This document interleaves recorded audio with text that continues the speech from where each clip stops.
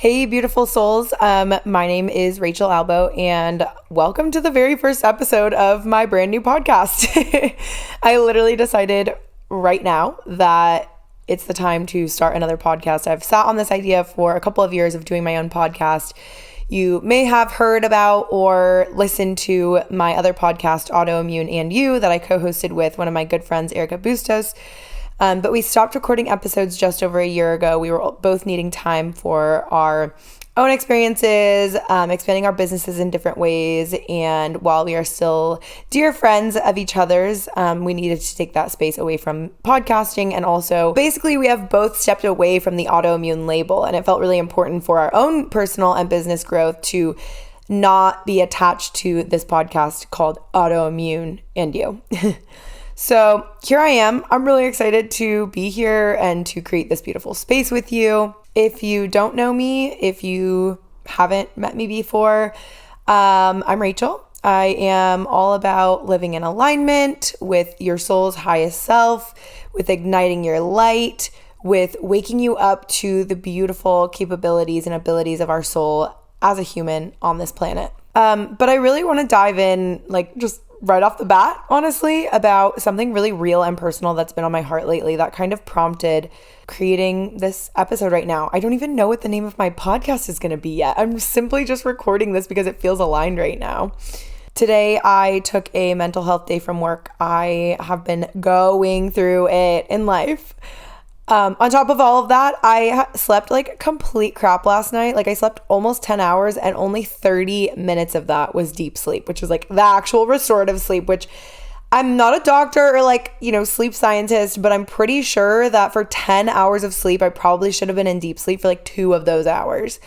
And then I should have had a lot less in my REM sleep. I had over 3 hours of REM sleep, which is your dream cycles. And I think you're only supposed to have 1.5 to 2 hours of that for 10 hours of sleep. So anyway, my mind, my subconscious, my energetic body, I have just been going through it. And so it's been a lot. And so today I just needed a day to be home. And maybe this is why. I don't know. Maybe I was just supposed to record a podcast today. I guess one day, hopefully we'll listen back at this and be like, yep, she was right. She called it. I also want to mention that my voice is not usually this raspy and deep. So again, let's just dive straight into it because I've been moving into a season of these massive realizations.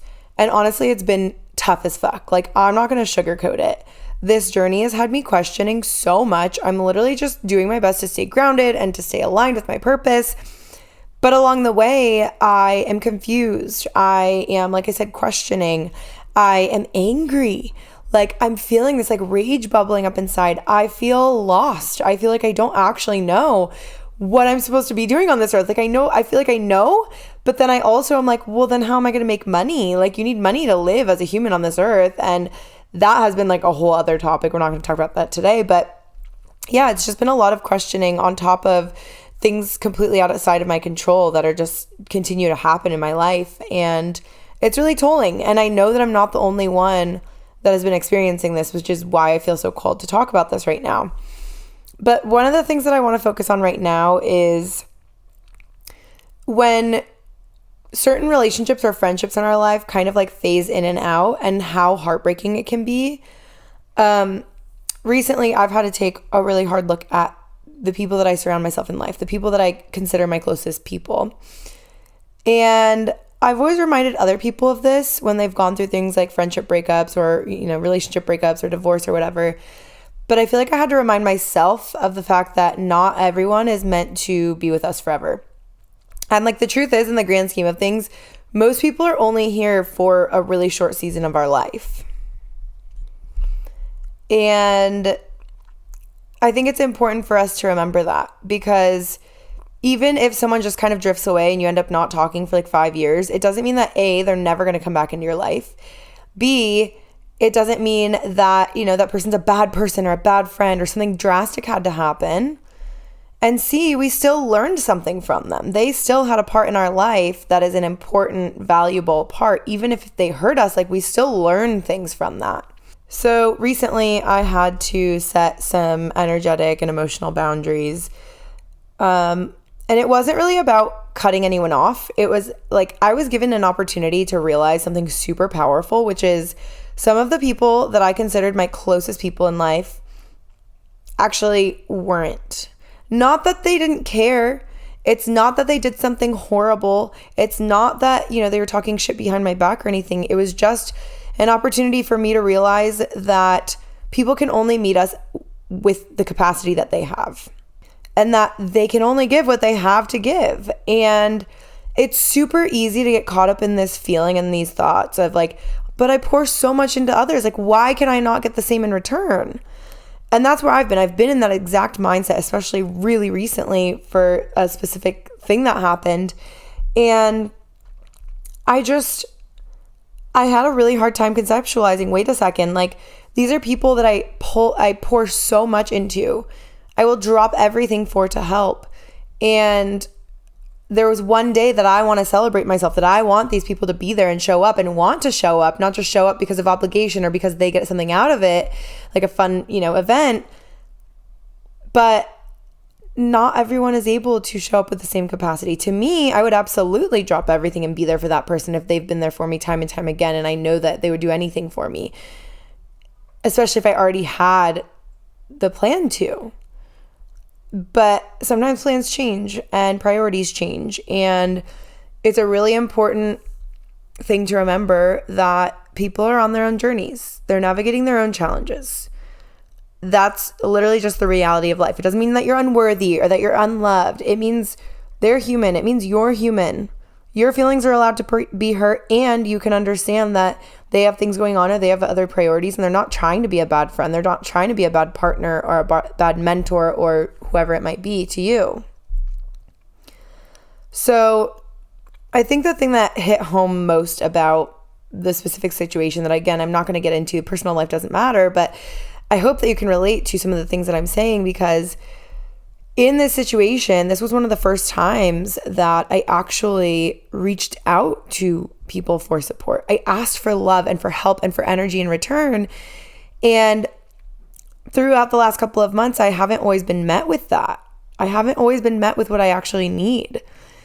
And it kind of hurts. Like, it makes you question some of the connections that you have in your life. But what I've come to realize is that loneliness, like that feeling of isolation, is not the same as being alone. Let me say that again.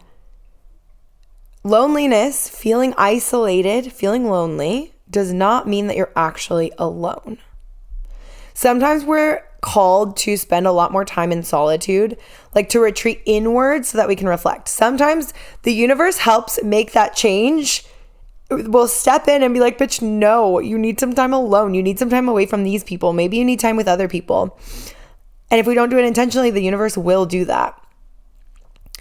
So if we do it intentionally, we can see what changes need to be made. But if we don't, we'll keep living in the experience that we have created.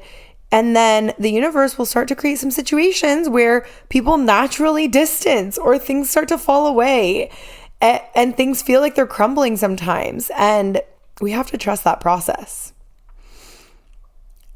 Recently, I was venting to my mom about all the things that were happening in life. And she said, you're always posting on like Instagram and social media about like, trust the process and the universe has your back. And I'm not hearing any of that from you. I don't understand. And to me, I took that as a dig. I took that as, oh, you like think I'm being fake on social media? Like, just because I have the belief that I trust the process and that the universe actually has my back and that my higher self is always guiding the way and that my soul has this beautiful path on this earth, doesn't mean that it can't fucking suck sometimes. It doesn't mean that you have to be positive all the time. And that also, on the flip side, does not mean that if you're not being positive, you aren't still light. Every single one of us is still light, no matter what it is that we're going through, no matter what it is that we feel like we have to process through. Sometimes it's dark. That does not mean that you are not still the light. So another thing that I kind of feel like piggybacks on that is, rather than going to others the second that something happens, it can be really important to go to yourself first. So when you're dealing with something heavy or emotionally charged, it can be really tempting to vent to a friend or a family member, a mentor right away. It can feel like you want their insight, right? But if you haven't taken the time to process it yourself first, it's really likely that you end up being swayed by other people's opinions, that it can lead us away from our own intuition, that inner compass that actually knows the truth and the path and the way. So that's why it's really important to create verbal boundaries. So I've started trying my best to implement this on both sides of the coin. So when you go to someone for support, if you're about to vent, take a moment to ask yourself, like, what do I need from that person? Do I just want advice? Do I need someone to listen and to hold space? Do I just need like love and reassurance and comfort? And then verbalize that.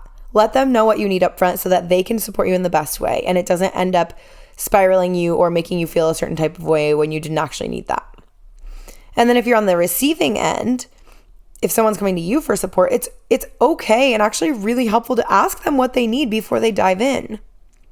Hey, do you actually want my perspective, or do you just need me to listen? Do you want insight? Do you want advice, or do you just need me to hold space? Are you looking for words of affirmation? Are you looking for reassurance? This can help to prevent any sort of misunderstanding. It can create a healthier space for communication between you and that person, again, on both sides. Whew.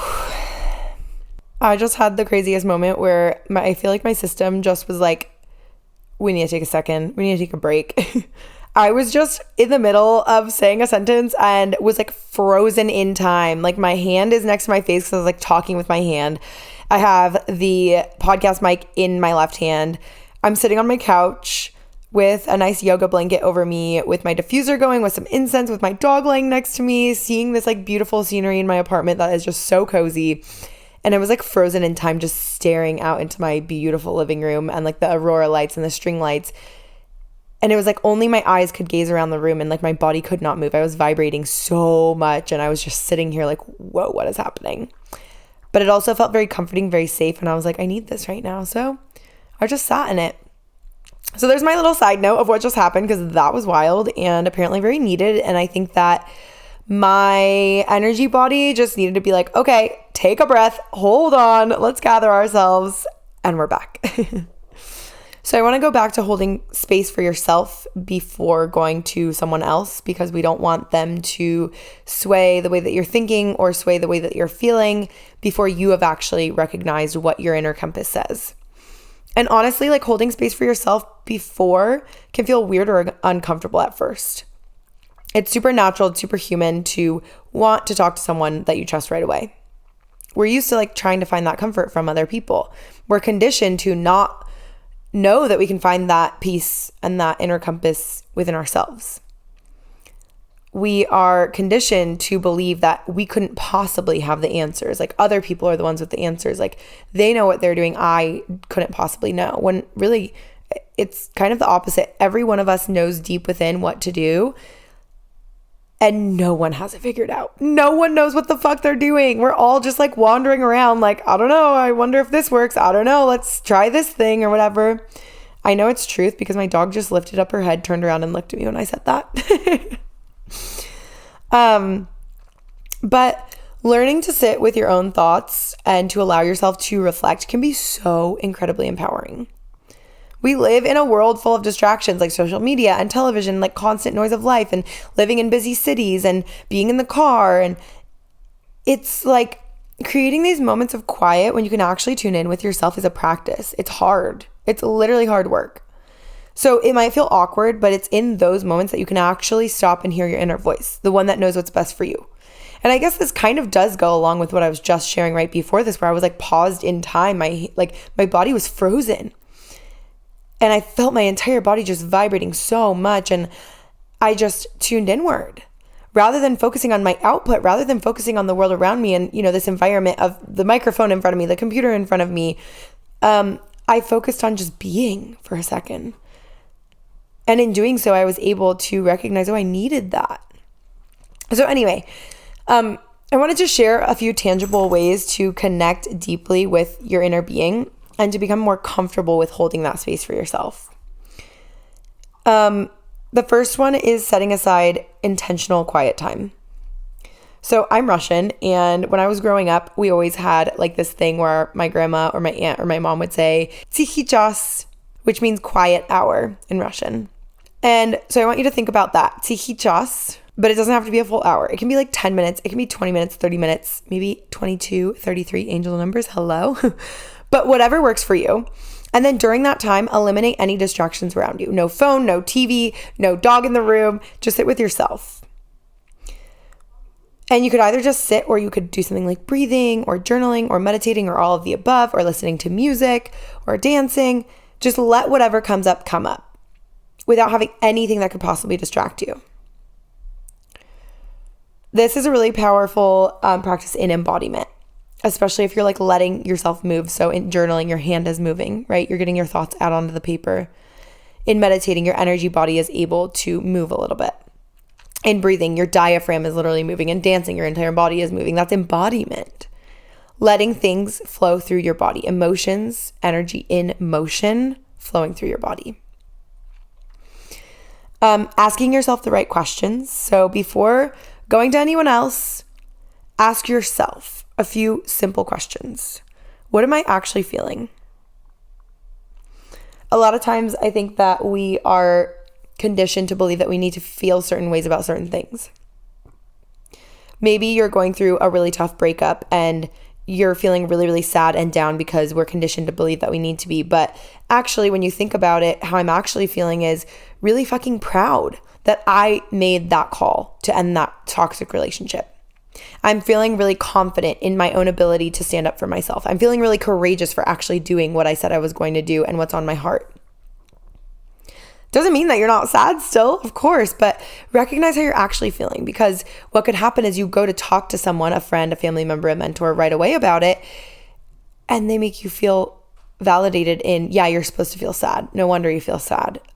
And you didn't actually create a conversation where you felt safe enough to say, actually, I'm kind of feeling more courageous and proud and confident than I am sad. But instead, you created this unintentional space of them just continuing to validate and put you in that victim mindset. Another question to ask yourself is, what's beneath that surface emotion? So kind of like what I just talked about. You might have this surface emotion of feeling sad, and it might be honestly because you feel like you're supposed to, but then you're like, wait, what's under that is actually these feelings that kind of feel a little better. I kind of want to associate with those feelings more. And then another thing is recognizing how you actually think about this situation. And what can you do about the situation? Coming up with actual tangible things. This helps you tap into your intuition before all of these external opinions start to cloud your judgment from other people. Number 3 is practicing mindful venting. So when you do decide to vent to someone, practice setting those verbal boundaries right away. Like, hey, I just need to get this out. Can you listen? Can you hold space?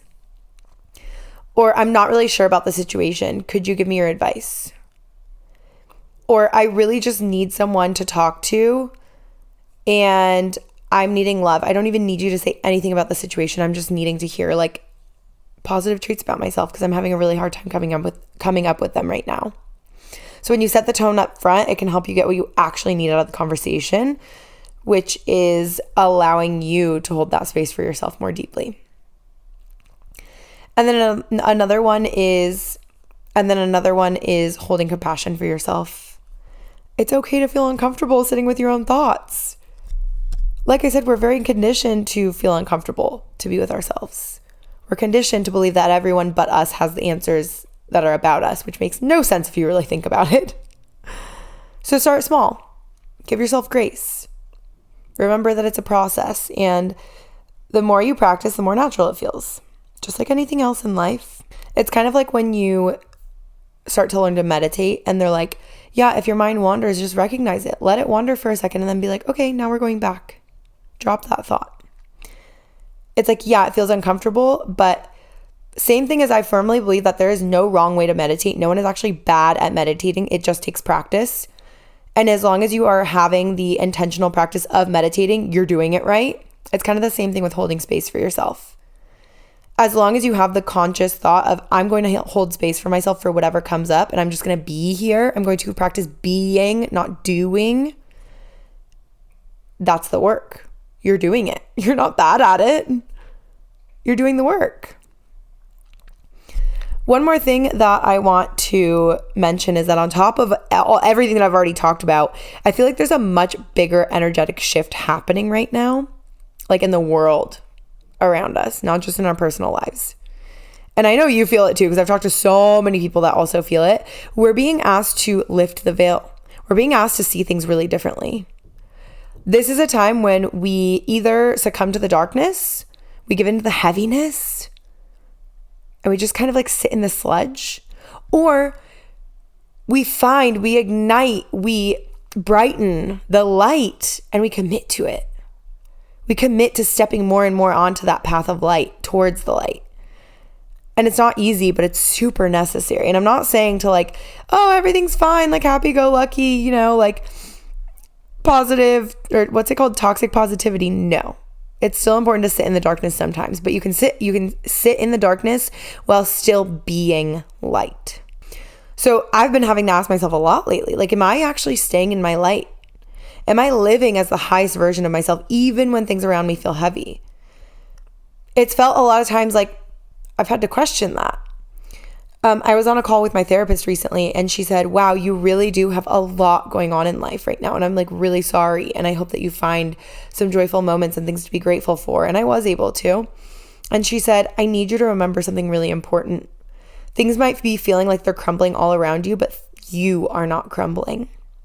You are not the one that's actually crumbling. Please remember that. And it really hit me, because I was like, you know what? You're right. It has felt like I have been crumbling, when really I feel more aligned with my inner being. I feel more light and happiness than ever in my life, even though things are seemingly crumbling all around me. And I keep wondering, like, okay, you know, the whole metaphor of the phoenix rises from the ashes. I feel like that is on the verge, but I keep being like, okay, how much more can we crumble until we're ashes? Because like, I'm kind of ready for the ashes so that we can start rebuilding. Anyone else? So anyway, it's a conscious choice to show up for yourself and for your journey and stay in your light. Because when you stay in your light, you ignite that spark in others. It's like they have a pilot light going within them at all times, because I truly feel that everyone is innately very good on the very, very inside, even if there's some layers of like evil and hurt. When you keep your light bright, that North Star light, you start to ignite that pilot light within them. And then that pilot light grows bigger and bigger, and they start becoming more full of light. And it shows them that it's possible. You show them that it's possible. But that doesn't mean that you're always going to get the same light back from others. And that's okay. I think it is important to continue to stoke that fire, to stoke that light within yourself, and recognize that sometimes we're not going to get that same thing back from other people. There's plenty of people in our lives that will take. And eventually you either create boundaries, or you just know that that's the way it's going to be. And so, well, either way, you create boundaries. The boundary might look like not talking to that person. The boundary might look like only hanging out with them when you have the capacity. The boundary might look like, you know, you see each other a couple times a month or a couple times a year, and that's okay. But either way, it is important to not only create boundaries for ourselves, but with those around us. So to kind of close it out, I want to talk about like a little bit more tangible tips of what do we do when we feel disconnected, when those friendships and those connections start to shift, and when we start to feel that isolation, that loneliness kick in. Number one, create space for reflection within yourself. I kind of went into specifics about that, but when you feel the distance growing between other people, it's a sign to turn inward. It's not a sign to like go turn your back on them and go to the next friend to vent to them about this other person. That is not staying in your light. When those things happen, when those distances happen between you and other people, it's time for reflection, for being, less doing, more being. It helps you see the lessons that the universe is offering you from those disconnections. Another tangible tip is creating healthy boundaries. Boundaries are a form of self-love. If someone's energy feels really heavy or just doesn't really align with where you're headed, it's okay to set limits. You don't have to cut people off, like I said, but you can protect your energy. And that looks like all different things. You can find out what that means for you, because there might be some aspects of people that feel really heavy when you're around them, or certain things that you do with them that you're like, oh, this just doesn't feel aligned. But that doesn't mean that they're not aligned for a different role in your life or for different environments in your life. It doesn't mean that you have to not have them around at all. And maybe you have something that you can gain from continuing that connection, like maybe there is something that you actually do need out of it, but you do need to still have a little bit more boundaries with it. Another tip is letting go with grace. Not everyone's meant to stay in your life forever. Most people aren't, and that's okay. Every single person, I firmly believe, comes into our life for a reason. Sometimes they're there for a season, sometimes they're there for a lifetime. Trust whoever leaves was meant to leave. Whoever stays will meet you where you are time and time again as you grow, as you evolve. And you'll continue to be able to meet them time and time again. And there might come a time when you're on the opposite side, when they have to let you go. And that's also okay. It's okay, and it's okay to grieve it. It's okay to be sad about it. But it's also okay to recognize how actually both of you will mutually benefit from this in the long run. I learned that the hard way when I got divorced from my ex-husband. Like, he was my high school sweetheart. We were together for 11 years. And finally, I knew that it was time. I had grown exponentially, and he was a very different person, and we grew apart. And it took me taking the courage to step outside of that and realize that. And he was really upset with it at first. But I knew that it was the right decision. I knew that it needed to happen. And I knew that we would both somehow be better off for it. Now he's about to get married, and I just got engaged to my absolute soulmate, and we're both better off for it. But we learned so much during our relationship. No matter how toxic it was, we both learned a lot, and we still have a lot of love in our heart for the other person. We still want the best for the other person. It's not that he's bad. It's not that I'm bad. It simply means that we ran our course. So that is all to say that whoever leaves was meant to leave. Whoever stays is meant to be here and will change also. And you'll both change, and you may grow together, and eventually you may grow apart, and it's all okay. Finding grace and compassion within that letting go. Next tip is filling your own cup. Focus on practices that recharge your energy. Whether it's grounding in nature, exercising, or finding creative outlets, art, singing, dance, make sure you're pouring into yourself. You can't pour from an empty cup. I feel like it's so cliche, but so true. And then I think the most important one is leaning into this shift. There is a massive energetic shift happening around you, around us, around the collective. Commit to the light, even when it feels hard. Surround yourself with practices and people and thoughts that align with your highest self always. And when you start to realize that some of these things don't align anymore, don't be afraid to let it go, again, with grace. But lean into the shift. Trust the process. These shifts are actually here for us. And I want to remind you that you're not alone in this. You're growing, you're evolving, you're shedding these old layers that no longer actually serve you. And while that can feel super lonely, it's actually a time of empowerment, of embodiment, of recognizing your own innate goodness and light. Whew. Thank you so much for being here with me on this journey. Stay tuned for more episodes. I'm going to continue to explore these deep intuitive spaces together as they come up. I don't know if it's going to be a weekly or a bi-weekly thing, or what this is going to look like. I've never done this as a one-man show before, so it's a totally new journey.